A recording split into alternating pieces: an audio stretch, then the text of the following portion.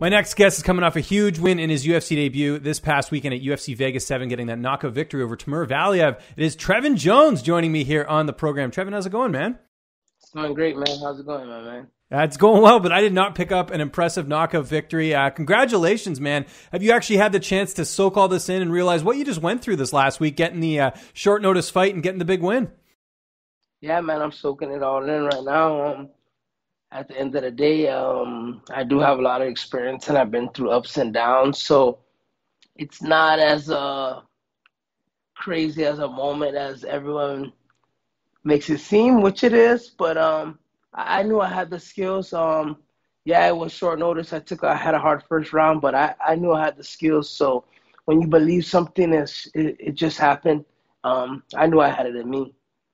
Absolutely. And like you said, the experience, you were prepared for a moment like this. But what I found so cool about the fight is that you sort of bet on yourself in this one. You flew out to Vegas with the hope of getting a fight. You get the fight, and then you go out there and win. Did you feel like when you went out there that something was going to come up? Did you feel like something was going to fall off, or were you just like, we'll see what happens?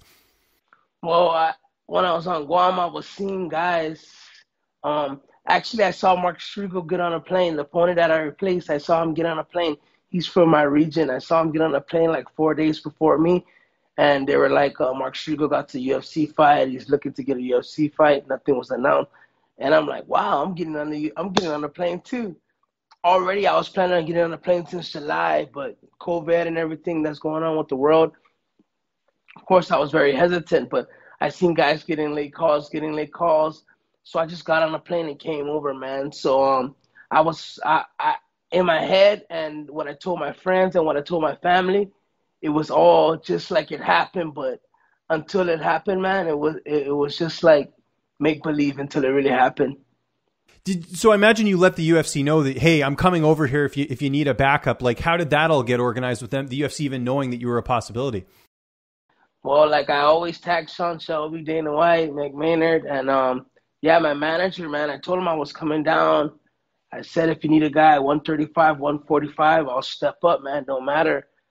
I wasn't 100%, not even close, man. Like, of course, I'm asking for the fight, embarking for the fight, but it's very different from a full camp and actually preparing for a guy and actually getting a proper weight cut and diet and things like that. So, man, I just stayed confident. I believed in my skills. I knew I was going to have to go through some hardship and get put to the test to get to the UFC. And I just feel like on those 2-3 days notice that the UFC called me, they just wanted to say, kid, if you wanted to be in the UFC, we're going to put you to the ultimate test. It's not going to be easy these days. You're going to have to do everything we want you to do. You're going to drop everything. But if you do this for us, we respect you. We'll let you in. So I took it as that. It was more like, earn it. Nothing's going to be given. And I was happy they gave me an opportunity to step up. How much did you know about Valiev before taking the fight? Nothing. Wow. Okay. Impressive. Nothing. But I guess on the regional scene too, I mean, you're kind of used to, having opponents fall out and switch up. So I'm sure you've sort of prepared anyways, where it's like, I'm just going to work on what I'm good at. Doesn't matter what the opponent is, right? Yeah, actually, I never took a fight that fast. I was pretty fast. He was good, man. Valiev was good. I watched him. I was like, he's good. So, yeah, man, it was just me believing in myself. Like, I know I was tough. I got tough training partners. I have some losses, man, but if you actually go over those losses, man, I think you'll put us with the same record, 16-2. Maybe me even 17-1, man. I have about 5 split decision losses. So, man, if you actually went through my record real good, you'll see that it was gonna be a good fight. I know he had the upper hand on the full camp and the weight cut and the process, but fighting is fighting, man. There's different types of opponents and there's different types of fighters. Like, if you come out there to fight, then I think you're always able to fight. If you come out there to score points or you come out there, you're strategic, then of course you need time to come up with a game plan. So for this fight, it was more like to go out there and just fight. And as long as I fought, I had to get put all the way away, put out cold or choked out cold. Well, that first round, I mean, you must have been a little bit worried, but again, you talked about the experience heading in here with all those fights. I mean, you've been in situations where, something like that happens, you know how to sort of persevere through it. How close do you think the fight was to being stopped in that first round? Because, it wasn't easy. I mean, looking back on that first round, it was a very gutsy performance. Yeah, well, actually, I think he only landed a body shot. After he landed a body shot, yes, there was a lot of follow-up punches, but honestly, the follow-up punches didn't really do anything to me. I was only protecting that first spot that he kicked. Everything else I was giving for free because I didn't want to get hit in that spot again. Maybe if I got hit in that spot again, then that would have put me away. But as far as everything else that came after that, it wasn't that bad. Like you said, I've been in situations before. I've been rocked before. I've always persevered through. So, yeah, man, that was just another moment in there. And Valorant had a unique style that I caught on to. Like, as much as he did some stuff good, he still had bad habits where, like, his damage comes in and then he pulls away from his own damage because he's so fast and so quick. So I knew that it takes a guy to be on me, another guy like me, a close guy to walk me down that's going to actually put him away. So Valor needs to get some, like, walk down skills, and then he'll be a much better of a finisher.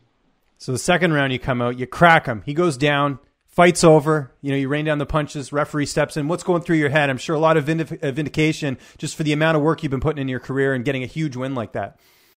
Well, like you said, experience kicked in. I knew I lost that first round. That's experience. I was mad, man. I was very mad. I'm not the type of guy that goes out there and lose the first round. Like, I dominate guys in the first round.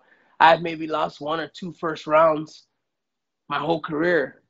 Even in those split decision losses, I've maybe lost 1 or 2 first rounds in my whole career. So for him to go out there and do that to me the first round, I was mad. I was able to go into the corner and actually notice that, oh, you're mad. He got you good. I know he got me good. I was like, oh, he got me good.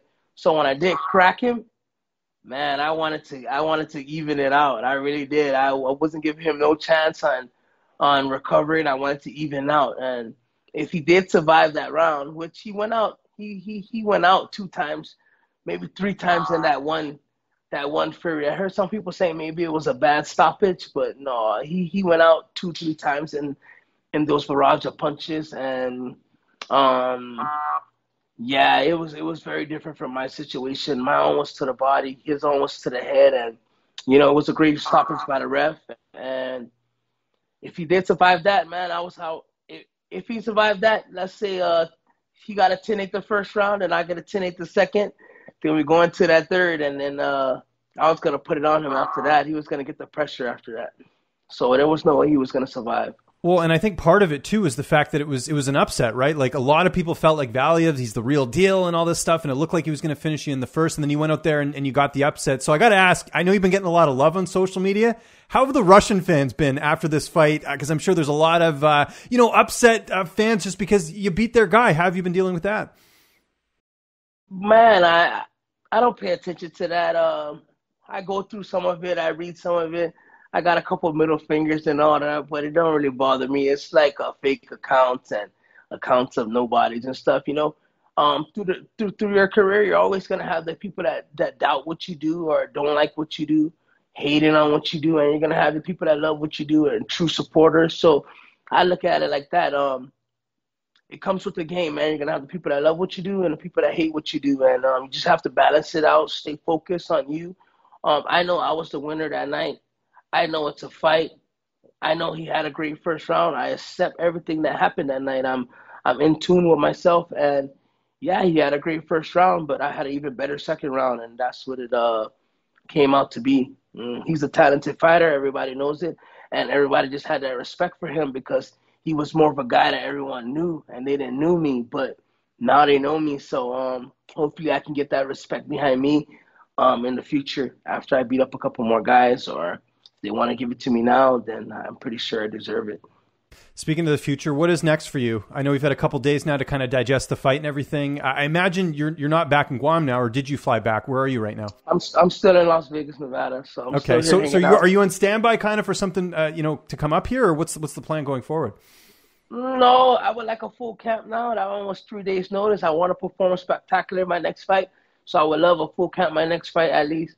I don't plan on taking nothing late notice like that because it doesn't make sense for me no more. Right. I Especially got after in the like win. I want, yeah, especially after the win, especially the way I got in, especially how hard it was for me to get in. There's no need for me to rush the situation anymore and mess up the bright future that I have now. So my next fight, I definitely want a full camp. Full camp. I want to perform spectacular because I think I didn't show half of my skills because my style is very different with the weight cut and the way I had to cut weight. I couldn't go out there and perform the way I usually perform because I was drained, man. My legs were flat. I had no legs under me. My legs were so heavy in that fight. The first round, my legs, I barely was moving. It was more not even fighting. It was more like Trev move. So for me to go out there and beat a guy feeling 30%, then man, my next fight when I'm gonna come in at 100%, I'm gonna do great. And I think the UFC and a lot of fans, and I think you guys are gonna like my style. So when are you heading back home, and when would you like to fight? When's sort of the perfect time for you? I'm heading back home next month around the 11th, September 11th, September 12th, somewhere around there, 13th. I would like to fight maybe December. December sounds good. December sounds perfect with full camp. I get to rest for a little right now. Maybe 2 more weeks, and then well, I'm always training. I train 24/7. I'll always be getting one a day minimum. So I'll still be training in the gym, but I want to let my mind rest because it was a long road. I didn't fight for a year. I've been trying to fight the whole year. I've been trying to get fights. It was hard to get fights. I had fights fall off, fall off, fall off. And I was cutting weight. Some other guys have got ready in a week and cut weight like that. And then they call me on the day before the fight and they're like, the fight's off. So I've jumped on the pedal multiple times before this. A lot of things in my career prepared me exactly for that moment to put my foot on the gas for those 2-3 days that I had. And I wouldn't want to change my career. A lot of times I've complained about losses in the past, but now I actually appreciate my losses in the past. They helped me grow so strong as a fighter, and they helped me get through the medicals and the 2-day grueling weight cut process and the hard first round that I had. All of that helped me get through the fight. It wasn't just Trev, you're tough or Trev, you train. It was the losses, the crying, the bickering, the love. Everything got me through that fight, man. Just the overall game and the time frame of me staying dedicated to the sport. Is there any opponents you're looking at next, or you leave that up to your management? Yeah, I'll leave that up to my manager. And later on, I wanna go forward on this contract. So I want to go forward on this contract. I don't want to rush it too fast. Valor was a lot tougher than a lot of opponents. So if they want to go ahead and throw me to the dogs right away, I would like to renegotiate my contract because, I know Valerie had to be on some nice contract. But if they want to work with me and work it nice and slow, everyone in the UFC is good. I'm not saying that.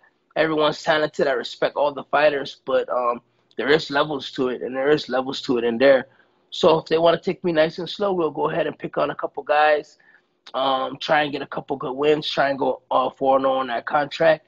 And then as we negotiate that second contract, we can go ahead and fight whoever as long as the numbers are right. And I wasn't always a guy that was about money, but when you actually get to this stage, you realize that everything has to make sense. It cannot be no more I'll do this or I'll take that fight or I'll do that fight. Yeah, I'll fight everyone and I'll fight anyone, but it just has to make sense at the time.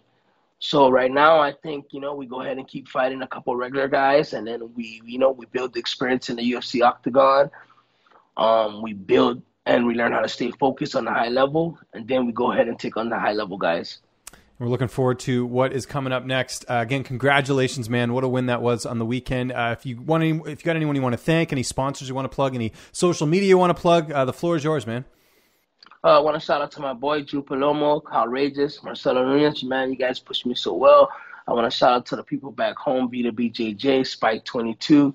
I want to shout out to the Guam fans, man. You guys always stuck by me, and you guys always believed in me, man. Even when I have some days that I doubt myself, you guys tell me, Trev, this is what you wanted. All the messages came in when I got signed to the UFC. It was all love, man. Shout out to Rival Drysdale. Shout out to Extreme Couture, man. These guys been helping me, giving me training. Drysdale's been giving me training for years now for free. And it's people like that help you grow. You know, people that believe in you, that help you grow. And I really appreciate everyone around me. And I hope to keep this energy going and and stay up. You know, I know it's not always about. I know there's highs and highs, and I know there's lows and lows. But I just want everyone to stay behind me, stay focused. At the end of the day, I know there could be a downtime next time, but right now I'm feeling real confident with everyone behind me and the support that I'm having. And let's get it, guys. We'll go out there and keep performing like we do.